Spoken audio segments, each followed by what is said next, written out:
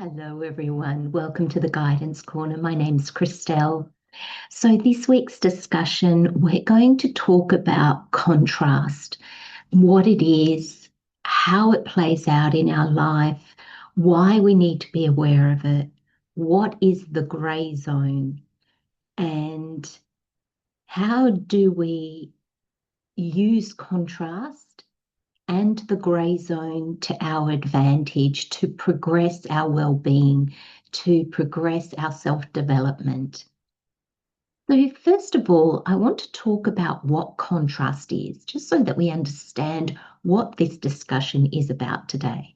And funnily enough, it made me absolutely laugh when I sat down because I've just realized I've worn a black and white top, which is so befitting to this contrast topic. And that was not intended. So contrast, what is it? Okay, we understand contrast in the sense of it's a fundamental thing, if you like, in this world, like gravity. Contrast exists between all things. To have a hot, we need a cold. To have a up, we need a down. Um, and that's just very, left and right. That's very tangible things. We can see those. But then there's all the contrasts that we have in our emotions and in our well-being. There's health and there's disease. There's happiness and there's sadness. There's anger and there's forgiveness.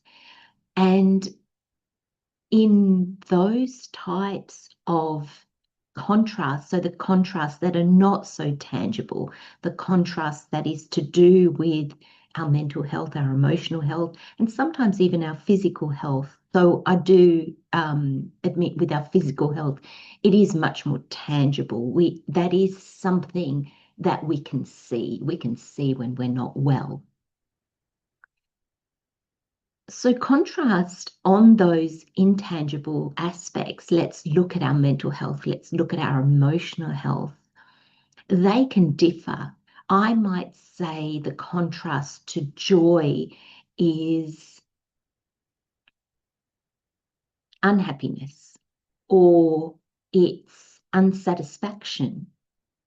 You might think the opposite to joy is depression or not meeting one's goal. So I'm going to use contrast in certain ways, but please take the contrast and apply it to how it resonates with you. That's so important. We all have different ways of looking at things, and these discussions are not meant to alter that. They're just meant to offer a broader perspective, if you like. So contrast, let's have a look at that. So we know contrast is kind of an opposite and it exists. It's a fundamental thing that exists in our world like gravity. So now that we have an understanding of contrast, which I'm pretty sure you already understood anyway, I want to look at the grey zone, the zone in between contrast. So let's have a look at a contrast that is very tangible so we can really see the definition and what I'm trying to explain here. So let's go with something like health and disease. So with health, that's one contrast and disease is the other. So the opposing contrast, if you like. And the grey zone is what's in between. And why is it so important to acknowledge the grey zone? Why is it so important to even acknowledge that it's there? We often say, I'm sick, or no, I'm functioning, my health is perfect at the moment. And we don't often give ourselves a scale A scale is important. And I don't know if you've noticed, but sometimes a doctor will actually ask you on a scale of 1 to 10, how much is your pain? Or how are you feeling compared to yesterday? Do we actually ever ask ourselves that? Do we ever acknowledge that gray zone? Acknowledge that, okay, we're not in optimal health, but we're not sitting in full disease either. That gray zone is a zone that, in acknowledging it and allowing ourselves to be in it, that's where we can actually move away from the contrast that we no longer want to be in towards the contrast that we do. So if we have disease, if we are ill, obviously we want to move away from the illness and we want to move to good health.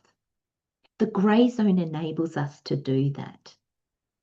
An interesting fact, coaching lives in the grey zone. The grey zone is where the steps reveal themselves so we can move from one contrast, one state of being, to another contrast, to another state of being. So that's where coaching is. Coaching is in the grey zone because coaching reveals each step. It has full acknowledgement and acceptance of where we find ourselves now. Without that, we can't move away from something. In order to move away from something, we need to acknowledge where we are right now. So the acknowledgement of where we are right now is one contrast. And that can be anywhere along this sort of grey. I want to sort of depict it as a line because we've got good health, we've got illness, and we've got this grey zone. I want to just picture it like a line because we'll be in varying degrees of full health or full illness. So that as well is something to acknowledge, something to accept. So in order to use this grey zone, and how coaching uses this grey zone is we acknowledge where we are right now, we accept where we are right now. So let's keep it in this tangible example of illness and health. Okay, so I am ill right now. Where do I want to go? So coaching will look at where do you want to go? Where do you want to be? So I want to be in good health. Okay, so that's my goal. Okay, that's the other aspect, the other side of the contrast that I currently am sitting in. And then I've got this grey zone in between. So coaching, acceptance of where we are right now, acknowledging that there's a grey zone, and fully comprehending and understanding what the goal is. So those are three key factors when we want to move away from something towards something else. Now, I want to just do a little side note here. I want to show that we start from where we are now. We have our eyes on the prize, where we want to be, what's our goal, and we acknowledge that there's a grey zone in between. So there's a way to go. Notice that we don't start where we want to be and work back. We don't start at good health and try to find the steps back to where we are. And I know as I say that, you might think, well, that's obvious. That makes perfect sense. But I want you to sit with that a little bit because as humans, we often have a goal And then in our desire to be in that goal, we don't want to acknowledge where we are now. We understand that there's a zone between where we are and where we want to be, but we don't acknowledge it like the gray zone that I've just been talking about, because it feels too big. It feels like there's almost a black zone. There's nothing there. So what's a black zone? Like a white zone. And I'm just using black, white, and gray to actually show contrast, to actually be able to explain this in a way that is tangible, that we can actually hold on to and not only intellectualize and understand, but also visualize, also begin to paint ourselves a picture of what this looks like and how we sit in contrast. So often as humans, we identify a goal that we want and we just want to be in it. So we do things like, I'm just going to pretend that I'm already there. I'm going to visualize it. I'm going to cut away anything that makes me realize I'm not there. And I'm just going to focus on that goal and I'm going to block everything else out. Now, I feel that I need to explain that a little bit because we have often heard that we just need to put ourselves in that place. We need to visualize that place. We need to cut everything out in order to focus on that place. And I want to show you how, done correctly, that can be very helpful. The way that most of us do that is actually not helpful. And I truly believe can actually be quite harmful for us, for our mental, emotional well-being. So what do I mean by all that? One, I want to really acknowledge here that we are not stupid. We are not, we can try to delude ourselves, but deep down, we don't. Our ego, our higher self, our inner self, our higher knowing knows that that is not true. So what are you doing when you do that? You are actually lying to yourself. And you know that you're lying to yourself. So it creates this distrust. And that's why a coach will never start at the end and work back. It starts at the beginning and works forward because our steps unfold as we walk the path. And often the hardest thing is to take that first step into the gray zone. But once we do, the next steps unfold. Okay. So that's a little bit about contrast. That's a little bit about the gray zone. That's a little bit about how we start where we are, not where we want to be. We keep our eye on the prize. We keep our eye on where we want to be.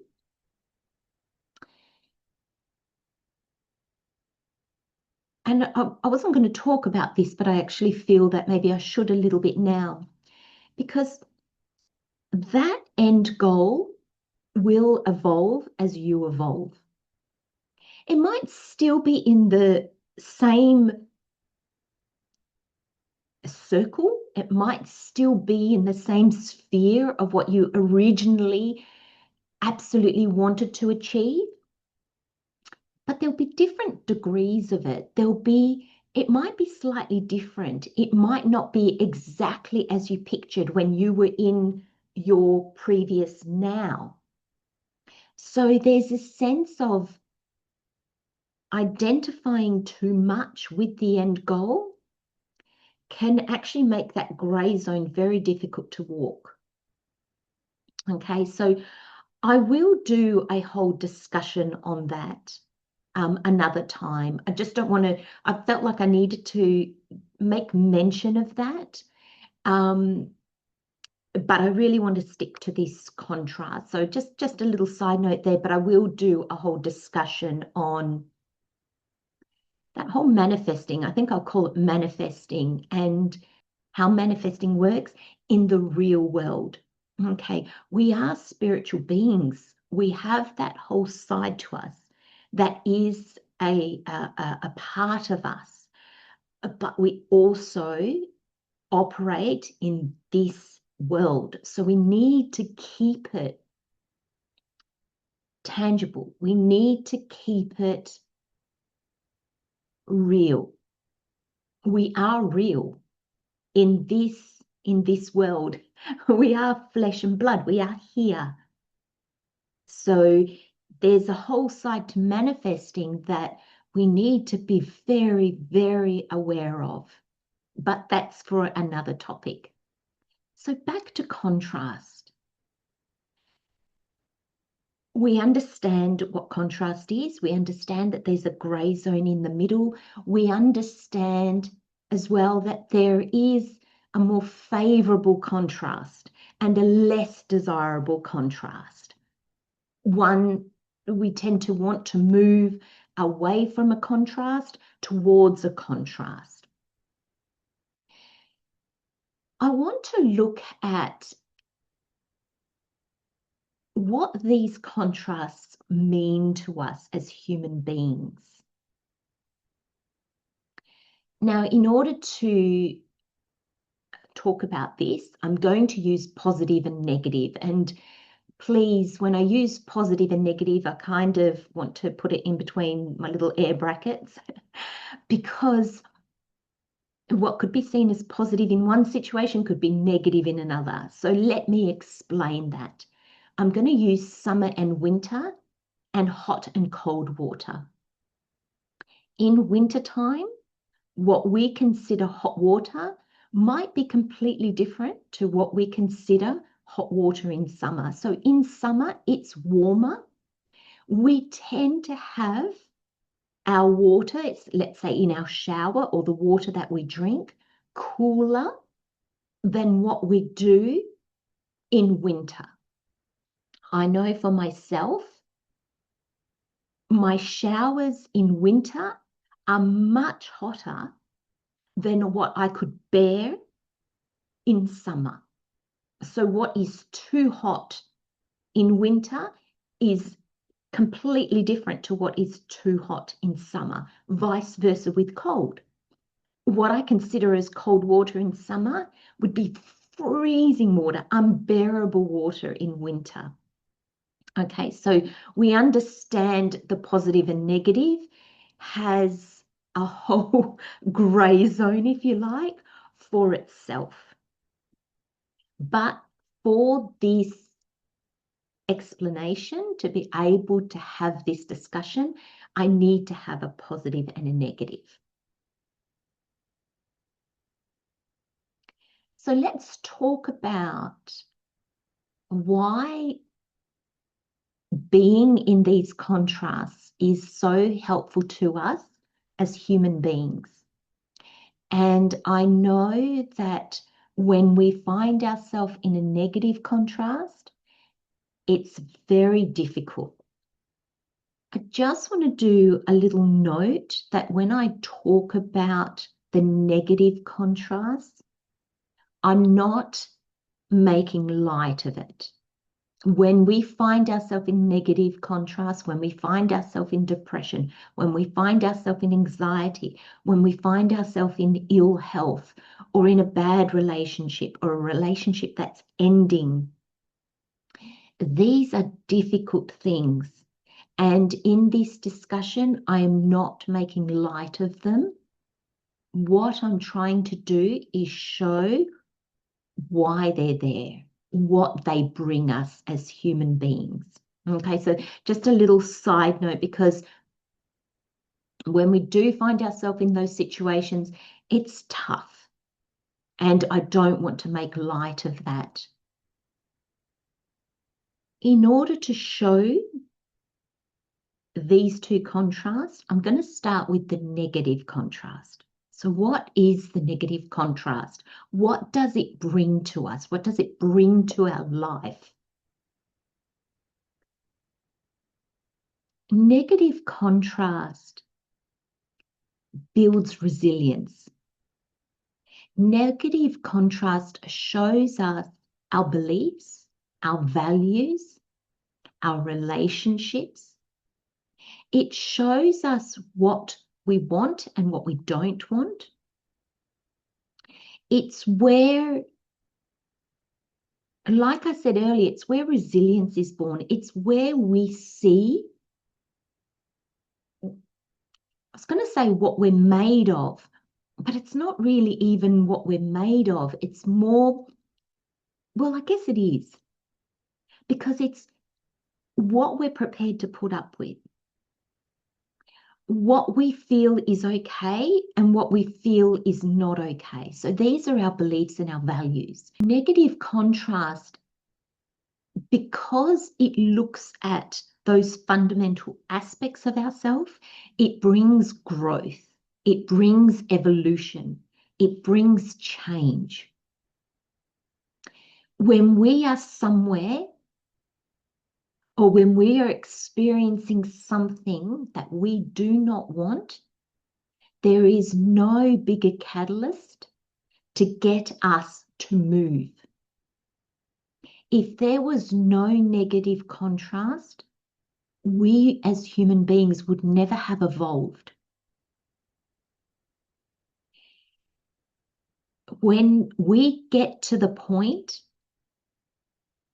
where to stay is more painful than to go, where being the same is more painful than changing, it creates growth. It makes us move. It makes us be brave. It makes us step out of our comfort zones. Comfort zone can live in negative contrast because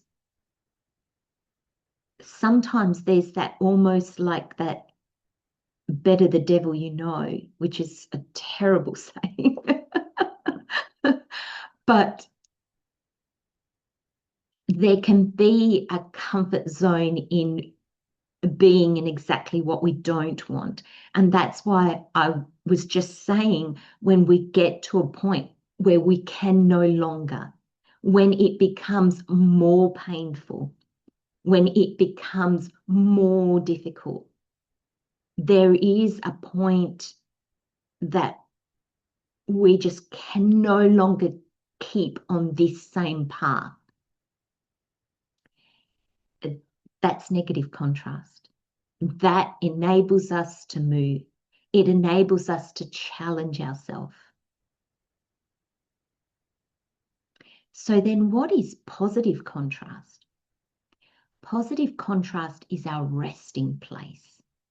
Positive contrast enables us to see the positive and enables us to see an aspect that feels good. It's a space that we can regroup in. Negative contrast is difficult because it challenges us. It makes us take steps that we are most likely afraid to take. It takes us out of that comfort zone.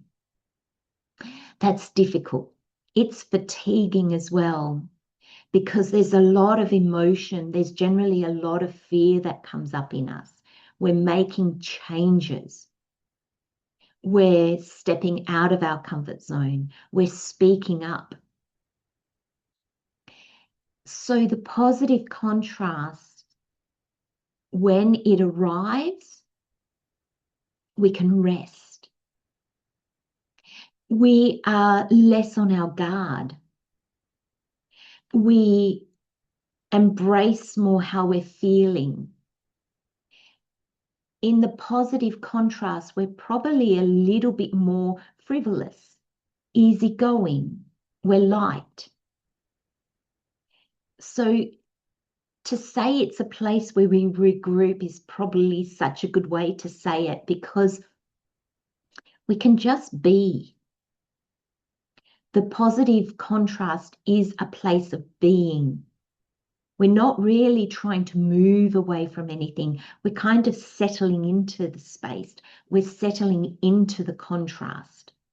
The negative contrast, we're not settling in it. We might be settled in it if it's a comfort zone, but just the aspect of it being negative makes us want to move away from it. That is just a evolutionary thing.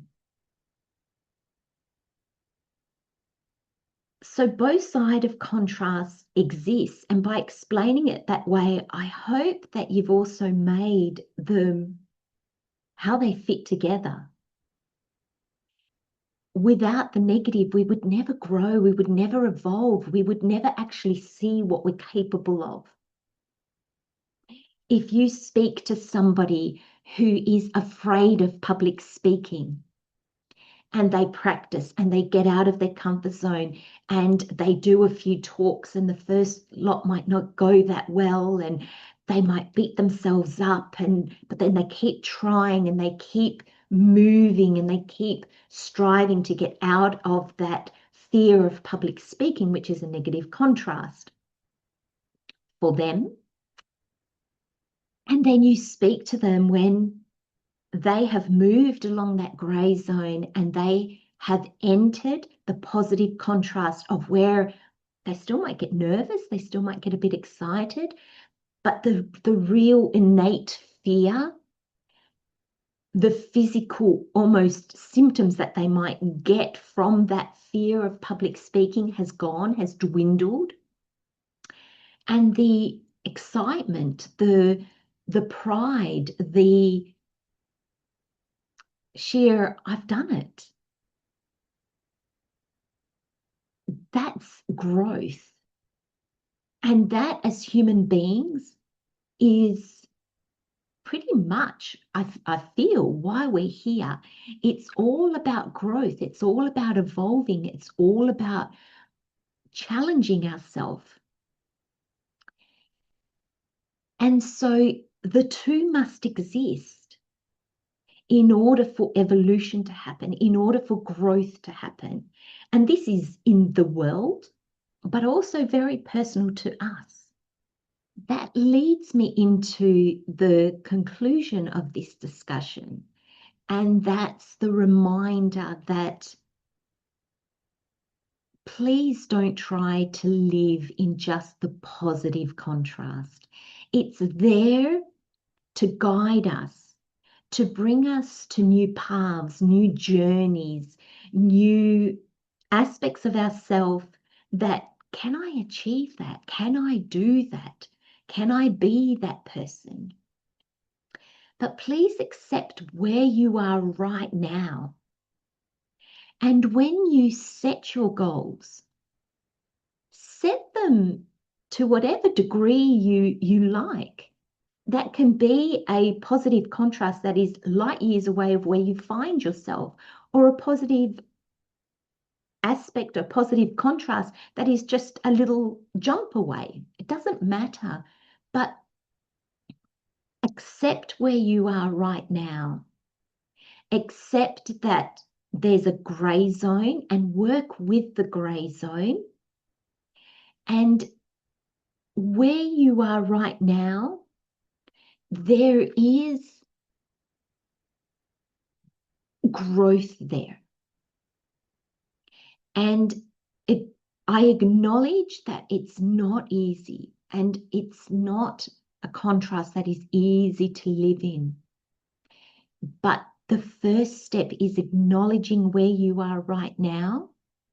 Once that acknowledgement and that acceptance of where you are right now, that is the very first step to going where you want to be.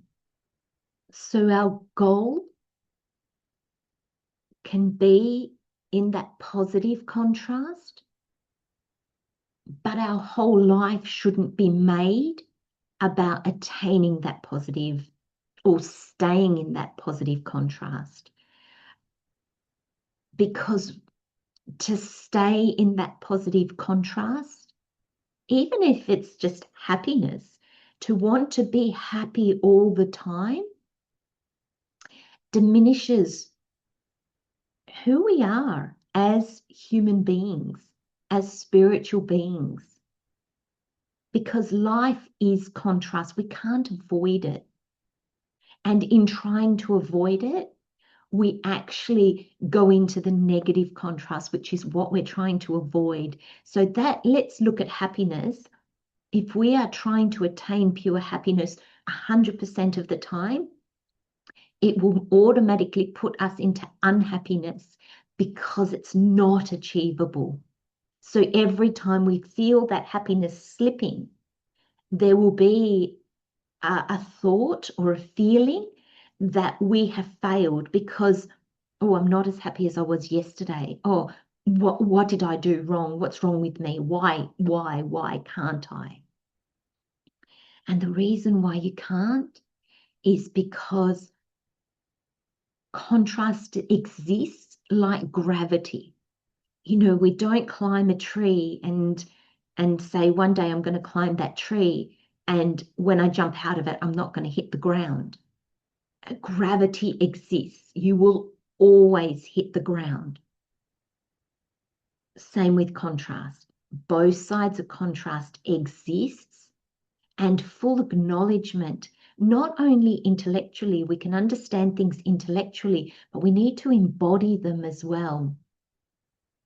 Because it's in the embodying of it that's the practical. That's how we bring what we understand mentally, logically, intellectually, and we bring it out into our practical lives. I will do all the usual free resources. There'll be a meditation to go with this. There'll be a blog. I'll have this discussion on Spotify if you prefer to listen. There'll be some journaling worksheets. And if you would like help with coaching or counseling, please don't hesitate to reach out. I'm always here. You can contact me via the website, or you can send me a comment below. So with that, I wish you a wonderful week. Take very good care of yourselves, and I'll see you in the next discussion. Bye-bye.